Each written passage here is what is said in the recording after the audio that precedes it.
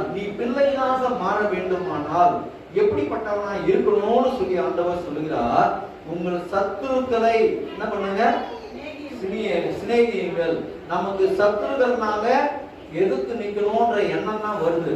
ஆனா ஆண்டவர் சொல்லுகிறார், நீ ஒரு பிள்ளையாக இருப்பாயானால் சத்துருக்களை என்ன பண்ணணும், சிநேகிக்கணும். அதுக்கப்புறம் என்ன பண்ணணும், நன்மை செய்யணும். அடுத்தது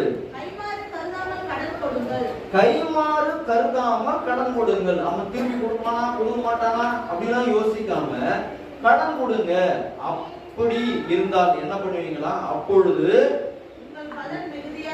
அப்புறம் அப்பொழுது உன்னதமானவருக்கு நீங்கள் பிள்ளைகளாக இருப்பீர்கள். தேவனுடைய பிள்ளைகளாக இருக்கணும்னு சொன்னா நாலாவது குவாலிஃபிகேஷன் என்ன, உன்னுடைய சுபாவம் மாறணும்.